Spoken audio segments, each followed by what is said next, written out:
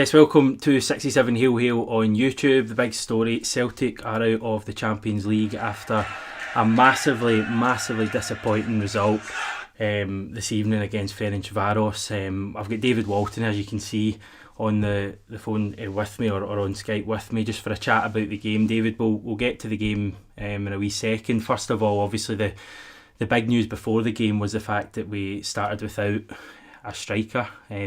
I had a joke written for this bit. I was going to say that fans have been wanting Lennon to get rid of one up top and he'd suffice tonight, but to be honest, mate, I'm that pissed off that I don't even want to talk about jokes or anything like that. What's your immediate thoughts on the team we announced and how the night panned out?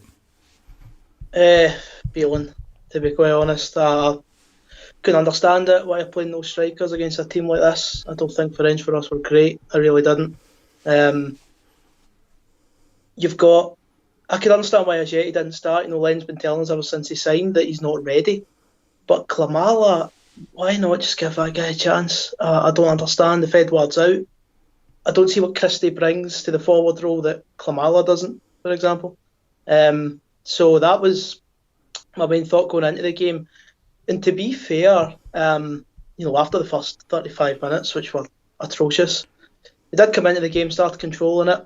Moved the ball well, thought we got into some decent areas, but you could tell they were a team without a striker, couldn't you? I mean, they just didn't have anything to hit in that final third. Took too long to change it for me, even when we were on top. I'm surprised they didn't add on a striker before they end up going 2-1 ahead. 75 minutes it was when he made the change. What is that about? 75 minutes to bring on a striker. I'm not pretending I'm a football manager. I know Lennon knows more about the game than I ever will, but I don't see what explanation the guy will have for that decision, especially considering now the result. So, just raging. Try to bite my tongue a wee bit, to be honest, but I couldn't believe the decision pre-match.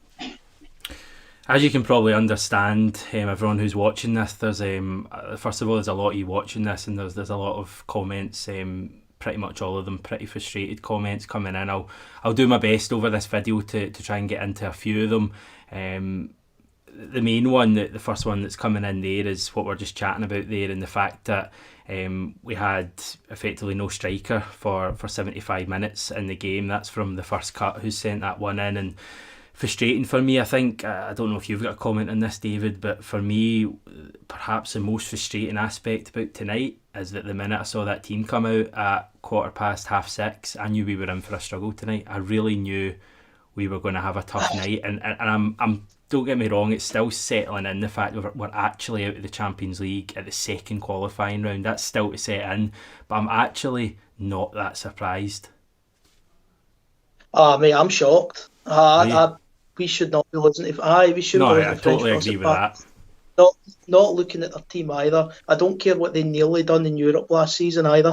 They did not look a great side. They had a bit of pace on the counter, but I thought they were pretty efficient at times on the counter. But come on, is that enough to start knocking us out of the Champions League now? A team that can play decently in the counter attack. It's just so raw. I couldn't believe it. I didn't even contemplate a defeat today. I really thought we'd overpower them. I see what you mean when you saw the team, you thought it would be a struggle. Like you said, probably nobody was really happy with that start 11. But I still sort of felt that it would have been enough to deal with this side tonight. I just thought we had the quality and the likes of Christie and Cham and El Yunusi. It just didn't happen. And I think you could tell pretty early on that it wasn't happening, even though we did go on to kind of control things a wee bit. But it's all going to go back to the starting lineup, and I don't know why Neil Lennon put such a big target on his back with it. He must have known when he made that decision he was going to open himself up to massive criticism. So I just can't understand it at all. So Edouard's not fit. Fair enough. These things happen. He's a massive miss, but you deal with it. Ajeti, maybe he's not ready to start and play a full match. Again, I'd argue that maybe at this stage, I know he's only been in 10 days or something, but I'd argue he maybe should be ready. He's not exactly had a massive long pre-season. He was in on holiday, but he said he had a personal trainer with him. But the big one for me, Patrick Klimala, a guy who Neil Lennon has been talking up all pre-season, saying that he's doing all the right things, a guy that in the limited moments we've seen him this season, has looked pretty good. I thought he was handy enough at Tannadice. He scored the goal against Hamilton on Flag Day, and Lennon doesn't start him tonight. Now, what does that do, first of all, to Klimala's confidence from Neil Lennon, saying that we're not going to play you when you're the only option we've got, and I'm still not going to play a striker? I just beggars belief. And you'd have thought he would have learned from playing Callum McGregor at left back last season and the cup final against Rangers, and you'd have thought Celtic in general, every single year we go into these Champions League qualifiers and we've got Owen O'Connell playing at centre back, or we've got Jack Hendry playing at centre back, or we've got Callum McGregor at left back. When does the penny drop with the Celtic board and more so Neil Lennon that these qualifiers matter and we have to have a team out there that can win the game? I know you're saying that we should still have had enough to beat them. I actually believe that, I do, but you're not giving us the best chance if you're not even playing a striker. Come on. No, we don't really sign players if they're no, under 50% fit. I mean, last year you had the same with Chris Julian, remember, when he didn't play against Cluj? Yeah. I mean, I don't know. I thought Klimala was the obvious choice. Might sound very sort of football manager like, you just bring the other striker in and hope that would be for the best. But Lennon might have spoke to Klimala beforehand and explained things and tried to put him at ease. I doubt he's just. I can't see him just naming the team sheet and no bothering to explain to Klimala why he didn't play. I'm sure he would have had words for him, but again, you kind of knew what you were going to get, I think, from Christie as a number 9. Not a lot, It's probably because Ryan Christie isn't a striker. Do you think that may have something to do with it? Maybe so. And I like Christie. I think he's some player, and I certainly don't lay a lot of the blame at his door the night. Klimala, though, it just seemed like the opportunity for him, didn't it? Just seemed like the time to give him a wee chance. Like you said, impressed to an extent when he's shown. I'm not going to pretend he's been smashing. He's been absolutely superb every time he's come on. But he's looked handy. And if you're talking about squad opportunities, you would have thought it was a golden chance for him. Lennon didn't think so, and now we're out of the Champions League at the second qualifying round. When's the last time we were out in the second qualifying round, mate? I don't think we've in the Champions route we've never gone out this early. I've not even looked. I assume we go into the Europa League third qualifying round, and we'll then have to play 2 qualifiers, which will be one-off matches. But the Europa League's the furthest thing from my mind at the moment. It's 2 Europa League qualifying. Cluj was bad. Athens was bad. This is different level stuff. I agree with you, mate. This has a different feel. This has a real lowest of the low feel. I think some supporters maybe right to be wary of what Ferencvaros offered in the counter, and them beating Djurgården's another team we should be beating if we come up against them. But this is Celtic. We shouldn't be worried about what Ferencvaros are going to do at Celtic Park. It's sort of bewildering to have that mindset. And of course, you don't want to be too arrogant, obviously, but I think as supporters we're entitled to be. I think we're entitled to look at that game tonight and expect a whole lot more. I'm just trying to bite my tongue a bit. I don't want to go totally over the top. Football. Things can change awful quickly. You get a few results under your belt, but we have massive, massive problems to qualify. It's so frustrating that we're going to have to wait 12 months to see if we can deal with them again. I'm absolutely gutted. I had it in my head that we might actually make the Champions League group stage this year. There was something telling me that going for 10 in a row, there may be a bit of glitz and glamour to come. And listen, there's no way to sugarcoat it. It's an absolutely abysmal result. It is. Try to think back through the years. We've had a fair few abysmal results. I know Armedia Bratislava was, in terms of the 5-0, was absolutely brutal, and there's other ones before that. I wouldn't say it's as bad, but in terms of going out to a team from Hungary, I don't care that they're the Hungarian champions, this wasn't good enough. There's an interesting comment come in. Silky Skills, it should be on your screen now. Beaten at home again by an average team. What's the point in paying Klimala's wages if we're not going to play him in such circumstances? It's a point we've made. It's a very good point. David, I'll give you the and I hesitate to use the word like, but often when we get these results, I whip out the pie of blame, and you can give enough blame to anyone at Celtic if you want. The players, Neil Lennon, the board for tonight's result. Who's getting the biggest chunk of the pie of blame for you? The manager. It's just, how can you lay the blame on anyone else's door? Yeah, I know people have their reservations about Brown. I thought he was shocking the night, to be honest. El Hamid was really poor for the goal. I don't know what people maybe think of Barkas for the second goal, maybe a bit too easily beaten. There's a few comments coming in saying that, well, I can't repeat some of them, put it that way. It's fair to say that not too many are happy with Barkas. I don't know if I don't think he covered himself in glory, especially for the second goal. There's probably bigger faults tonight, though, isn't there? I think Barkas is really expecting El Hamid to get that, like we all are. I think we're all expecting El Hamid to get a stronger touch in the ball. I think El Hamid's touch that he tries to, kick out, but he can only sort of push it forward. I think that maybe surprises Barkas. He maybe panics a bit, goes towards the ball, and the boys just slid it under him really well. But yeah, it was a typical Celtic goal we concede in Europe, to be quite honest with you. Talk shooting yourself in the foot stuff. But if you're going back to what you were saying, who gets most of the blame, it's the manager. Negative setup, negative result.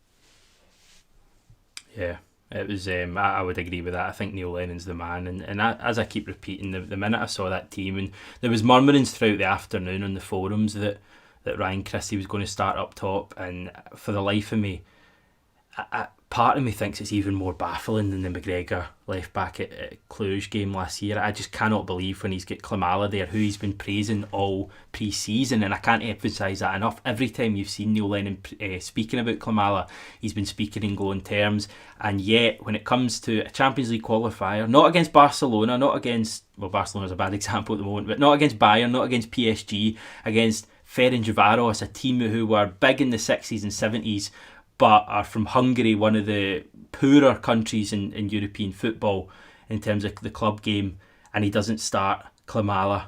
And just the way we performed, I think there's loads of other things wrong with that team at the moment. Yeah. You go through the team, there's too many players, and I've commented on this before, too many players who have their position assured in the team. See Christopher Julian, doesn't matter how he plays, he still plays. James Forrest, doesn't matter how he plays, he still plays. Scott Brown's another one. There's loads of others in the team. Callum McGregor, I thought, was off it tonight as well. He kind of grew into the game as it went on, but his first half performance was awful. This is going to go and go, isn't it, over the next few days? The reaction to this is going to be huge. Mate, we're going to get pounded for all angles, and quite rightly so. Shocking result. But you're right. I mean, Lennon appears to have his favourites, and he's certainly over loyal to certain players. Forrest, he's done so much for the club, but mate, I've not seen a good game for Forrest in a long time. Julian, he's got no competition, James Forrest. He's got no competition. He's not since Patrick Roberts left, and we've not looked to resolve the issue. We sent Marian Shved away. He was meant to be a right winger, and now we've got absolutely nobody. His competition's a number 10 in Christie. That's not even real competition. So yeah, I'd agree. Forrest really, for me, was at his best when Roberts was pushing him. So I'm really surprised we haven't sort of looked to put him under pressure again. But I don't want to just go off and one on any individual player. It was such a collectively poor performance. You'd go around probably. I'm trying to think who's getting past Mark tonight, but I'm struggling. I would have given El Hamid some if he didn't actually make that howler for the goal. I was just praising him in one of the group chats I'm in. I was saying that I think I said he was a player, and then he went out and it's some of the worst defender I've ever seen. But again, how often in these European games, if it's not Simunovic or El Hamid or Ayer or Julian, how many mistakes do we make in European games? Even when it went to 1-1 in the game, I knew we were going to concede a goal in the counter-attack. It was the most obvious thing ever. I saw a lot of people saying on social media, it felt like, and this was before their goal, felt like Copenhagen all over again, and it really did.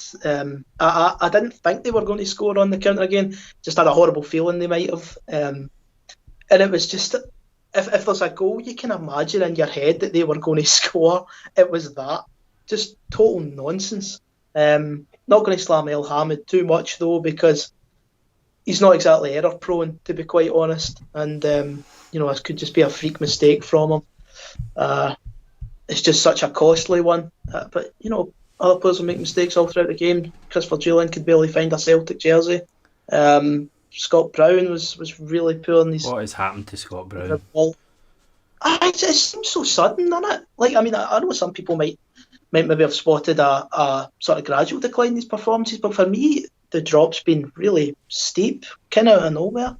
Alright, he showed signs in certain games last season. He was maybe tailing off a wee bit, but he still had an overwhelming level of quality for me. But this season, he's just come back, and he's just struggling, just every single game. I mean, you actually asked me in the last video we did, would you rotate Scott Brown, maybe give Cham more game time? And I was a bit hesitant, but after watching that tonight, I can totally see the argument now.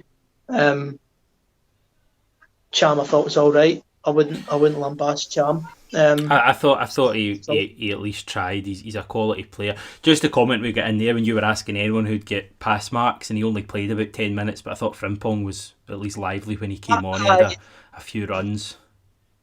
He did actually. You know what? He gave it his all.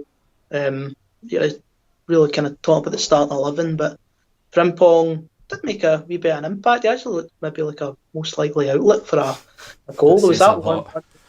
I know. There was that one run where he went past with 2 or 3 of them. I was screaming for him just to hit it. That probably wouldn't have worked out very well, but he did okay, but I think we've maybe lost David. He's a bit fed up with the performance. You still there, David? Aye, mate, I'm getting up to it. I think we lost you there. We're going to round it off anyway, because I think we could stay here for hours and talk or rant more to the point. A big thanks to everyone who's tuned into the channel. We massively appreciate the support, and hopefully hopefully there's happier days to come. But as I say, there's no way of sugarcoating this tonight. We're going to be out of the Champions League. Well, we are out of the Champions League. There's going to be no big teams, certainly the top teams in Europe, playing us this season. And I think it's fair to say there's some question marks over this team, putting it lightly. There's a lot of question marks. But we go again Sunday. We play Motherwell. They themselves have a European game this midweek. And I guess the positive for the team is that there'll be no fans at Celtic Park on Sunday because let's just say if there were fans there, they may be getting in the teams back pretty early. But David, thanks very much for joining me and chewing the fat over a massively disappointing night. Aye, thanks very much, mate. Thanks for everybody that watched. It's good to know some people that give a toss. Yes. So, I have a bearable night. Yeah, the views are up massively. Maybe Celtic need to lose more often to get more people on, but hopefully we're not losing too much more this season. Thanks everyone for watching. Loads more coming on the channel over the next few days or so. Really good video from Jackie McNamara coming up as he looks over the managers he played under at Celtic, some historical content, and a look back at some happier times. Thanks everyone, and until next time, take care and hail hail.